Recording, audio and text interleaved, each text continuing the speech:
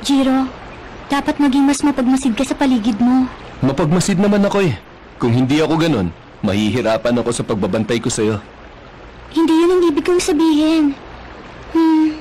Paano ko ba ipapaliwanag? Sa palagay mo ba malakas ang tubig? Ano? Ang tubig? Hindi. Ang ilog? Palagay ko malakas ng konti ang ilog. Ang karagatan, Jiro. Ano sa palagay mo? Tingin ko ang karagatan ang pinakamalakas sa lahat. Pero hindi naman talaga mahalaga kung malakas o mahina ang isang bagay, hindi ba? Sa laki at lawak ng dagat, hindi naman mahalaga kung malakas ba yun o kaya naman mahina. Puro tubig lang naman yun eh. Ganon din ang dugo, Jiro. Pero hindi yun ang nagbibigay kahulugan sa atin. Nagkakaroon ng halaga ang pagkatao natin kapag parte na tayo ng karagatan. Parte ng karagatan? Oo. Pwede ka rin maging bahagi ng karagatan. Gagawin kong makakaya ko.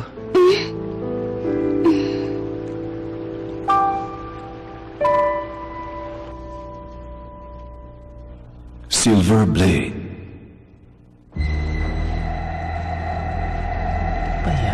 Ano kayang nangyari? Bakit kaya nasunog ang kwartong yun? Wala pang Christmas ka.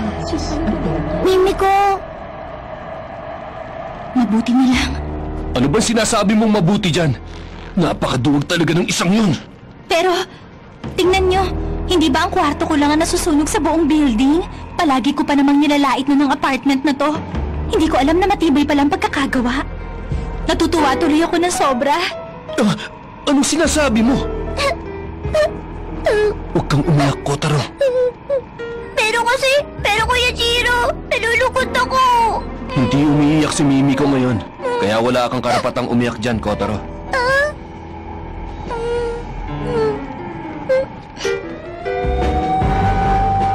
Umalis na tayo rito. Pero Mimi ko... Kapag naabutan tayo ng mga pulis, mas lalong lalala ang sitwasyon. Nakinig ka, Jiro. Pupunta tayo sa opisina namin.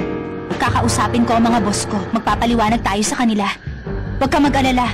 Kahit pa tumutol sila sa pagtira nyo rito, gagawa ko ng paraan para manatili kayo sa special zone.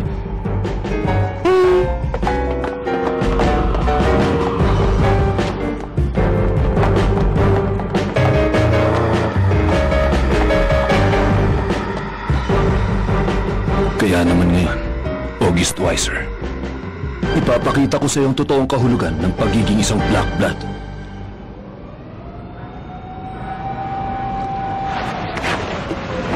Hindi ko akalain ganun kabilis kumilos ang August Weiser na yun. Ay, pero mabuti na lang. Masasayang lang ang lahat kapag may nakakita sa akin. Mabuti na lang marami akong ginawang mga eksperimento. Pero dahil malaki ang kinalaman dito ng Silver Blade, hindi pwedeng basta ko na lang ito pabayaan. Palagay ko, kakailanganin ko na naman ang tulong mo. Okay, Yapori? Nandiyan ka ba? Bakit bigla na lang nawala si Yapori kapag nalaman nito ni ate? Patay na! Hello? Oh, Ate Gasa! Kumusta ka na dyan?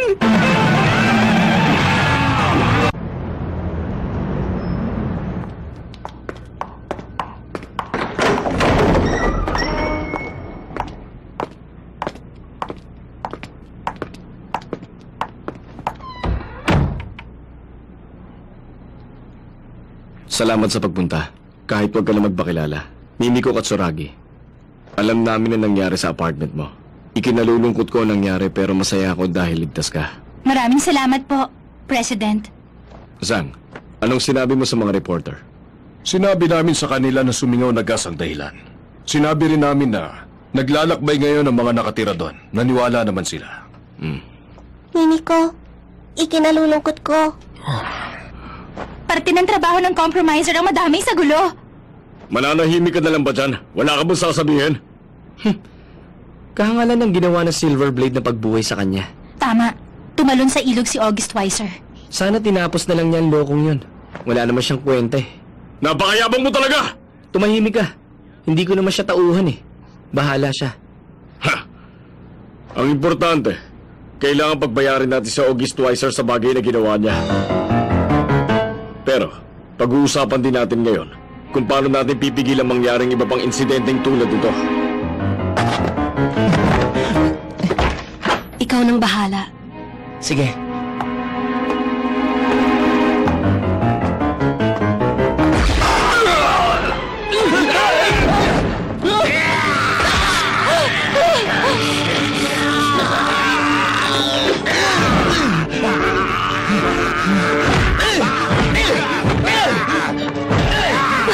Anong problema dyan, away?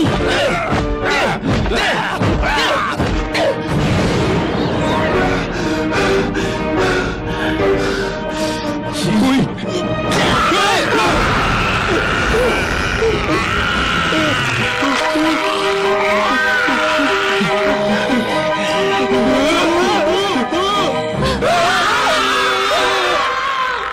Wala kaming plano patirahin dito sa Special Zone ang Silver Blade na si Jiro Mochizuki. Hindi natin pwede tanggapin ang isang nilalang na alam natin magdadala ng gulo rito. Kung ayaw niyo siyang tanggapin, hayaan niyo ako na lang ang tumanggap sa Silver Blade. Naiintindihan mo ba kung anong pwedeng kalabasan ng desisyon mong yan, Selman? Pasensya na. Kahit na hindi hamak na mas matanda ako sa'yo, hindi ko pa rin kayang hulaan ang mangyayari sa hinaharap. Nakakapanibago yata to. Kadalasan, hindi ka nakikialam sa mga ganitong klaseng pangyayari dito. Nagkita kami kanina at palagay ko isa siyang interesanting vampira. At nakakatuwa rin na nakababatang kapatid niya. Dapat mo rin silang makilala, Vampire Killer Zhang. Dahil dati kang vampire hunter, sigurado ako narinig mo na mga usap-usapan. Hunter? Walang pwedeng gumalaw sa dugo ng pantas. Sa palagay ko, hindi yun nakasulat sa patakaran. Napakalalim naman ang sinabi mo. Sa isang vampira lang ako interesado, walang iba kundi ang Silver Blade. Paano naging interesado ang tulad mo, Selman Clark? Sa isang batang old blood na katulad ni Jiro Mochizuki? Masyado ka yata nag-aalala. Tama ba ako, ha, Kane? Ano gusto mong palabasin? Huwag ka nang magpanggap. Alam ko naiintindihan mo ang magiting na bayani ng Hong Kong at ang sagradong dugo ng pantas. Parehong walang halaga sa akin ng mga yon.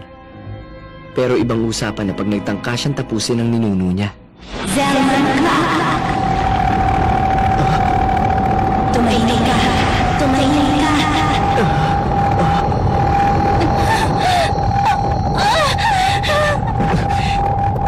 Master Yu, huwag po masyadong malakas. Pasensya na. Ayos ka lang, Mimiko? Opo. Bawal kayo dito! Sa loob ng kwarto si Mimiko, di ba? Si Kotaro yun. Ayos lang, pumasok kayo! Nandito ka lang pala! May malaking problema tayo! Ano nangyari? Bigla na lang umalis si Kuya!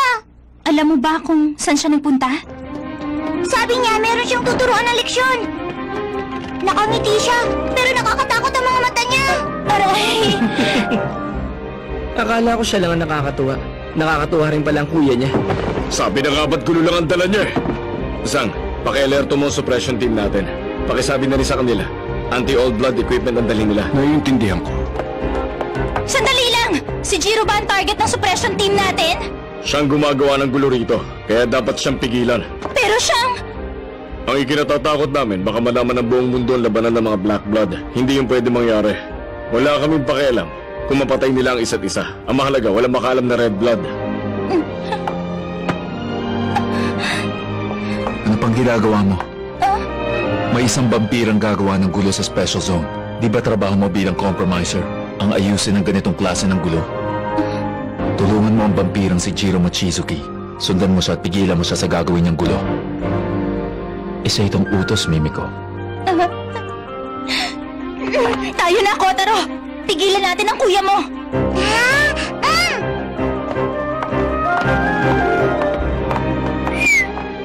Nakakaaliw naman siya. Nga pala, Jinay. Ano yun? Balita ko ikaw ang pumili sa kanya para maging compromiser ng Silver Blade. Nagkataon lang ba na talagang wala siyang ginagawa ng mga oras na yon? Siguro, hindi ko rin alam, Zelman. Gabing-gabi na nun at wala rin akong kaanong tulog. Kaya hindi na ako nakapag-isip. Mauta ka talaga. May pag-uusapan pa tayo. Tungkol saan? Gusto kong pag-usapan na natin ang talagang ipinunta natin dito. Hindi ba nandito tayo ngayon para pag-usapan ng tungkol sa Silver Blade? Hindi natin may pagkakailang. Sensitibong usapin ang tukol sa kanya. Pero siyang problema natin ngayon. Sino yan? Si Johan Chan. Sinubukan niyang pumasok dito pero napaslang din siya. Isa siyang Kowloon child.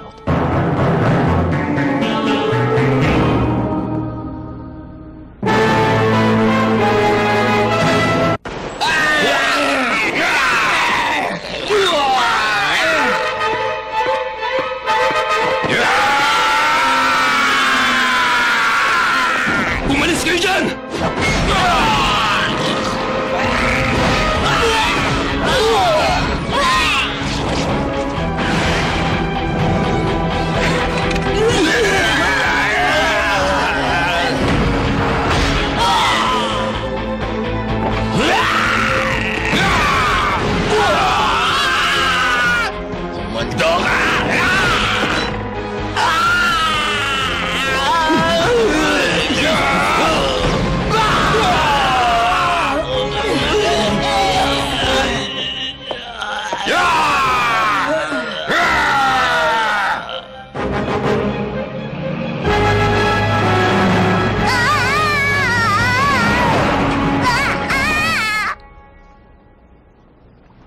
Naiintindihan ko, aking kapatid. Wala na tayong magagawa para pigilan si Yafuri. Kailangan nating magpalit ng plano. Tama. Pero kailangan pa rin natin gumawa ng paraan para iligtas si Yafuri. Pabayaan mo na lang siya. Pero ate, paano kapag nakaharap ni Yafuri ang Silver Blade? Tama lang yun sa kanya. Ang lupit mo naman. May sinabi ka ba? Wala. Hindi siya mananalo. Pero tiwala ako magagawang makatakas ni Yafuri mula kay Jiro. Ano pa't maging kapatid ko siya? Ayaw mo bang makita ko ano magiging reaksyon ni Jiro? Yun lang bang habol mo, ha ate? Sige, papasok na ako sa special zone. Seryoso ka ba sa desisyon mong yan? Pag nasa loob ka na, mahihirapan ka na makabalik sa labas. Sina Kane at Sei ang tagataguyod ng kapayapaan, di ba? Maghintay ka lang. Gigisingin ko ang nakatago nilang pagkatao. Ang tigas ng ulo mo. Anong binubulong-bulong mo dyan? Wala ate. Ngayon na, Zaza. Welcome sa Special Zone. Miss Cassandra Jill Warlock.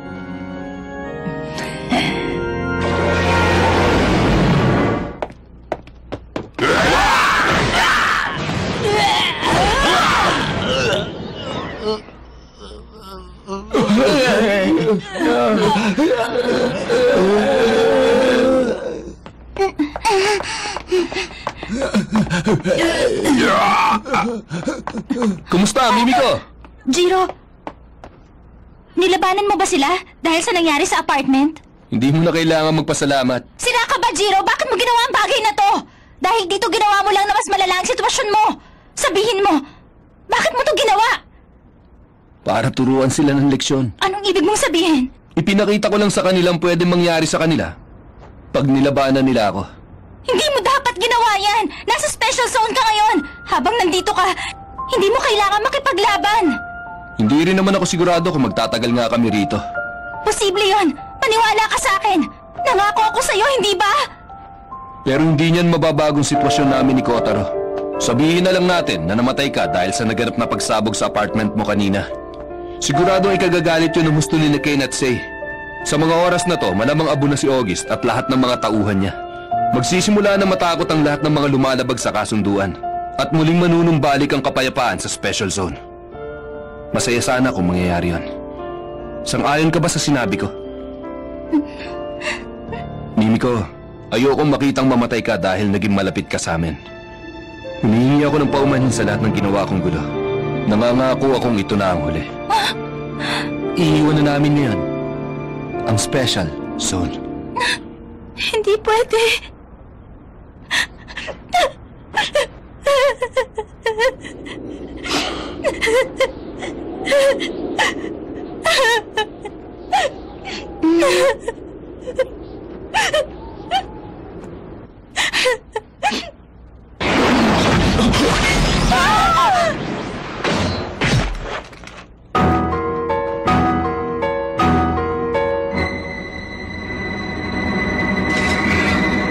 Magandang gabi sa'yo, August Weiser.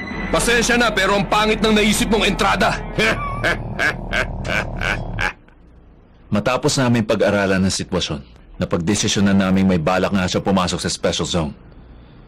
Meron kayo nag-imbita sa kanyang pumasok sa special zone? Kapag nakapasok sa barrier ang isang Kowloon child, malalaman ba natin ang pangyayaring yon? Imposible yan. Walang ganong klaseng kapangyarihan ng barrier na ginamit ko rito. Parang ang hindi yung nagsisilbing harang, kundi isang kulungan para sa kanila. Kapag may mga nakapasok na Kowloon children, mapipilitan na silang manatili rito. Salman! Bakit? Hindi. Nandito pa kami. Ano? Anong ibig mo sabihin? Uy! Sandali! Huminahon ka! Sayo ka! Salman! Kanina, nabuhay yung isa sa mga taong sinipsipan ni August ng dugo. Pagkatapos, Kinagat niya si Janaway pagkatapos parang napaliw siya. Tapos binaslang niya ang lahat ng mga kasama niya. Naging ako silang lahat. Ano bang ibig sabihin ng nangyayaring yun? Huwag mo sabihin, si Janaway. umuwi ka na, sayo ka. Magpahinga ka na. Sige, Meron lang akong gustong linawin. Sigurado ka ba na sinipsip ni August ang dugo ng lalaking yun? oo, sigurado ako ron. Sige, magandang gabi. Tawagan mo ang commander ng suppression team. Papalitan mo ang gamit nila ng anti-Kowloon child. Oo. Master Yu! Ito ang nakatadhana. Sinabi to ni Jiro. Bilis, may oras pa.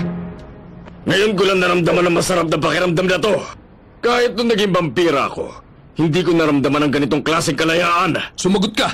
May sumipsip ba ng dugo mo? Anong ibig mo sabihin? Hindi mo ako maloloko! Marami na akong pinaslang na mga katulad mo sa Hong Kong. Kahit magkaila ka, hindi ako pwede magkamali! Tama ang hinala ko. Alam ko na. Ganito ba ang pakiramdam na maging Kowloon child? Sinong kumagat sa'yo? Pasensya ka na pero walang kumagat sa akin. Kung ganun, paano? Hindi na mahalaga ang bagay na yon.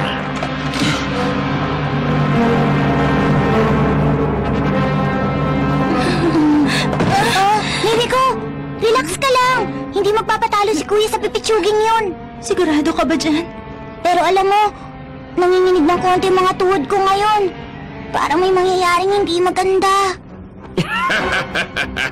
Magduelo tayo, Silverblade!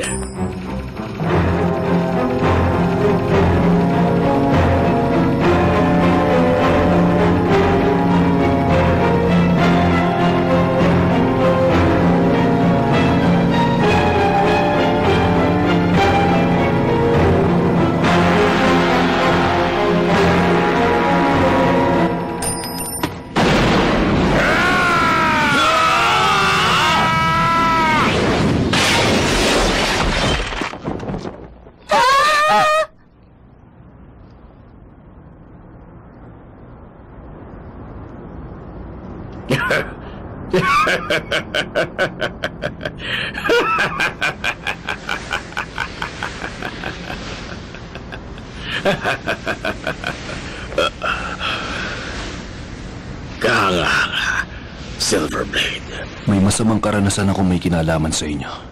Hindi ako papayag na may mabuhay kahit isa.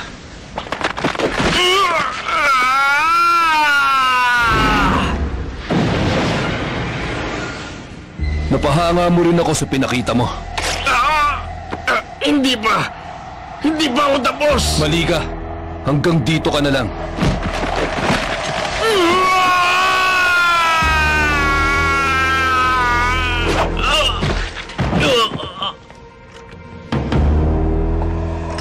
Ininom ko ang dugo nila. Ano ka mo? Hanggat may isang nabubuhay sa kanila, hindi ako mamamatay. Sinipsip niya ang dugo nila. Kayo ba ang tinutukoy ni August na kinagat niya? Lagot na! Mimiko! Kotaro!